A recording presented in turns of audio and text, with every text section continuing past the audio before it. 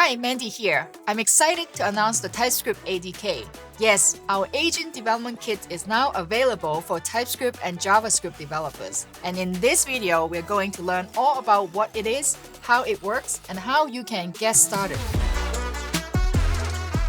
As you might know, building AI agents from scratch, dealing directly with LLM APIs or SDKs can quickly become complex. You're managing state, memory, tool calls, control flow, and more, often reinventing the wheel for common patterns. That's precisely what Agent Development Kit or ADK is designed to address. ADK is a flexible and modular open source framework specifically built to simplify the development and deployment of AI agents. We already have an introductory video about ADK and also a set of workshop videos that go through samples and examples of how to use ADK. You can find links to these amazing resources in the description below. In this video, we'll see how we can get started and run your first TypeScript agent in about 5 minutes. And then we will dive deeper into some of the more advanced concepts. First step, as with any library, is including ADK in your project. When using TypeScript, this means adding the necessary dependency to your package.json file. You can do this easily using npm or yarn. ADK also has a dev UI to help you prototype and debug your agents with a check interface. So if you want to use it, you can also add this extra dependency -dev-tools. Alright, once you have the dependency, the most fundamental concept you'll work with is the notion of agent. There are 3 main categories of agents: LLM-based agents, workflow agents, and custom agents. LLM-based agents use LLM for reasoning, deciding which tools to call or which agents to transfer to. Workflow agents are for more prescriptive or deterministic logic flows. Finally, custom agents where you can code your own way with your own logic. And of course, you can compose them all together for more advanced scenarios. How would you define an LLM agent? Here's a simple example to create a helpful assistant to let students ask questions about scientific concepts. You create a new LLM agent instance, passing it a configuration object where you define a name, a description, the LLM model you want to use, and some instruction that define the agent's role. Now let's see how you can execute this agent. We have got a dev UI if you want to prototype and debug your agent with a visual web console. But first, we'll quickly show you how to set up some code to run your agent programmatically and execute your agents from the command line. Here we are, still in the main part of your application. To run the agent, we'll need a runner and a session. The runner acts as the central coordinator for your app, and the session will hold the conversation state. In order to take questions from the user, we'll use a while loop. If the user wants to stop, they can type quits at any time to end the conversation. Then we take the user's input, pass it to the agent, and get back a response, which is returned as a list of events, where each event represents a chunk of the final response. Finally, we loop over all the asynchronous events forming the response from the agent, and we have got a familiar chatbot loop interaction. Now you can use tsnode to run the agent directly from the TypeScript source file. This command compiles and executes your code in one step, allowing you to immediately start interacting with your agent. Let's see everything in action inside IntelliJ. I have my TypeScript project set up. I have a package.json file with the dependencies on the Google ADK framework already defined. I have my science teacher agent, which is right there with its definition, and the main TS file with a while loop to go through the input from the command line. Let's run this. I'm going to say hello, and then I'm going to say, what about quantum computing? Let's see what it says. It's a long answer. It's a complicated topic, right? I can then quit. And what about seeing this in the dev UI? So I have another command here to run the dev UI to interact with my agent.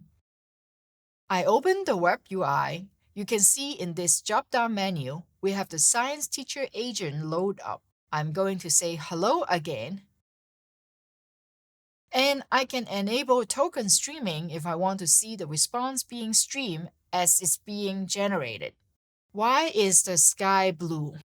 Something that my son will ask. What's interesting is that its stream,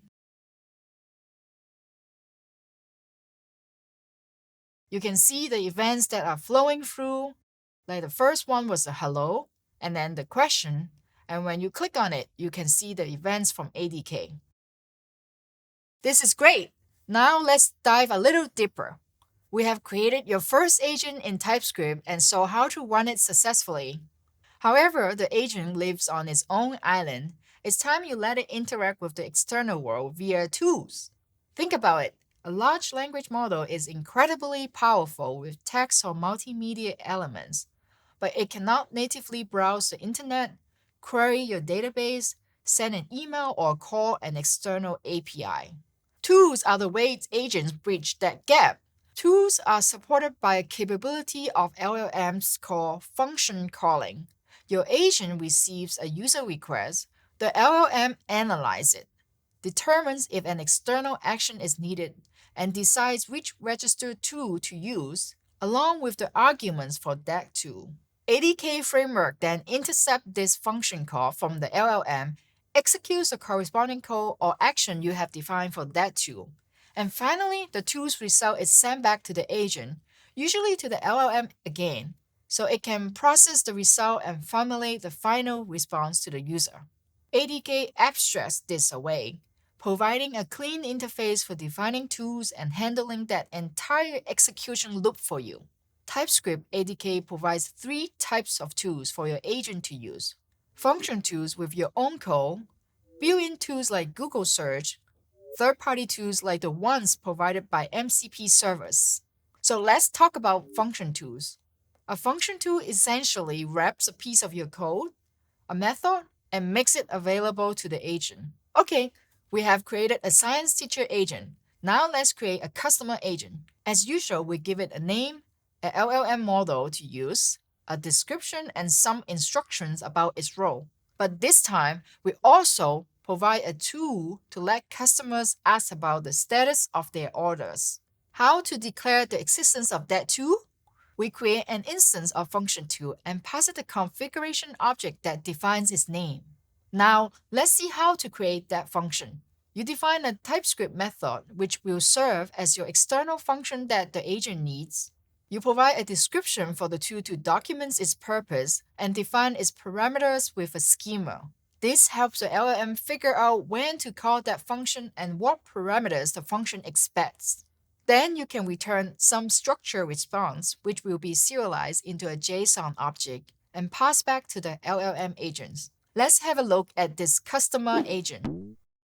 I defined my agent here, and we create an instance of the function tool where we define the extra tool to the agent. For the function tool, we use sort to define the parameter schema of the function. Let's run this through the dev UI, which is already running. Now in the dev UI, let's say hello. Let's ask for the status of my order 1, 2, 3, 4. The function was call, the tool was call, and the answer was received. And you can see the various events here. So the initial event, like the question that was asked, then the tool was called, its execution came back, and we then give the answer. You can go back and forth and see what was generated. It's very convenient to understand what's going on within your agents as you develop it when you want to debug it.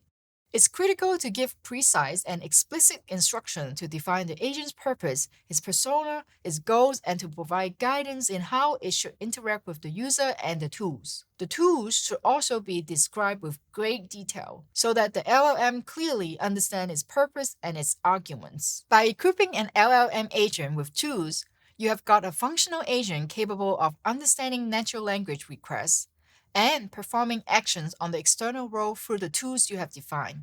This forms the essential foundation for building more complex and capable agents in TypeScript. But now, let's move from single agents to the world of multi-agent systems. We can have multiple agents collaborating together in a multi-agent scenario. TypeScript ADK supports extensibility through MCP and A2A, agent-to-agent protocols. We'll talk more about these in the other upcoming videos. But for today, let's explore multi-agent architectures and how ADK allows you to implement them. A pattern ADK enables is allowing one agent to use another agent as a tool. This agent-tool concept lets you build hierarchical or collaborative system where agents delegate tasks to others. Let's say your main agent needs a tool to create summaries of long texts. We can define a summarizer agent like this. Let's define our main agent to be a helpful assistant, and we'll also instruct this agent to use the summarizer agent we have just defined to create summaries of long text as requested by the user. The agent tool class will transform a summarizer agent into a tool that the main agent can invoke when needed. ADK's agent tool provides a clean, standardized interface for this interaction between the agents, abstracting away the underlying communication mechanisms. We have just seen how to use an agent as a tool with an LLM-based agent. But for more prescriptive multi-agent systems, ADK's workflow agents are essential for orchestrating complex flows involving multiple agents. There are three workflow agents: sequential, parallel, and loop agents. There's also a possibility of creating some custom logic-based agents, but we'll save that for another video. Let's zoom in on the workflow agents for a moment. If you can draw a flowchart for a part of your agent's logic, then workflow agents are certainly the way to go, as it makes the execution flow of the multi-agents more deterministic. We can use a sequential agent to chain sub-agents together, where the output of the previous agent becomes the input of the following agent. And the sub-agent itself can be another flow, another LM agent, etc. There's also parallel agents. The difference is that the sub-agents are executed in parallel, not sequentially. For example, summarizing a collection of books in parallel, and we can combine their outputs. The third subcategory of workflow agent is the loop agent, which can run a sequence of agents in a loop for a specified number of iterations or until some termination condition is met. For example, you might have a story writing system that takes an initial draft and iteratively add details, only exiting when a critique agent is satisfied with the final output. Multiple agents enabled by ADK are ideal for complex problems that naturally decompose into smaller, more manageable subtasks or require different areas of expertise. For a customer support system, you might use several agents, like one for answering frequently asked questions, one for escalating complex issues to a human, and another one for processing refunds. This approach offers modularity and can make the system easier to develop and maintain, although there might be some overhead in communication or latency. Choosing the right approach depends on the problem scope, requires flexibility, and need for distinct areas of intelligence or capacity. A key aspect for handling complex, ongoing interactions is context and knowledge management. ADK provides comprehensive tools for managing this. Now let's talk about the conversational context concept. There are three components here: session, state, and memory. Let's break it all down and we will talk about sections and state. Sessions help you manage multiple conversations for different users and applications. They have key identifiers like unique ID, an application name, and a user ID. They also store the history, a shared state map, and tell you when the last event happened. The section maintains a history of all interactions, messages, tool calls, result, etc., as a sequence of events. And within the session, there's the state. This is our agent's temporary scratchpad, a place to store data specific to this particular conversation. Store values you store in the state are serializable, which means convertible for data storage or transfer, ideally with basic types or simple collections of them, so they can be easily saved and loaded by the section service. Some values can have specific prefixes to instruct the section service about their life cycle. Let's look at how you can specify the initial state of the science teacher agent we have created before. To make it more generalizable, we can specify the state map when creating the session by specifying the subject of the teacher and also the audience.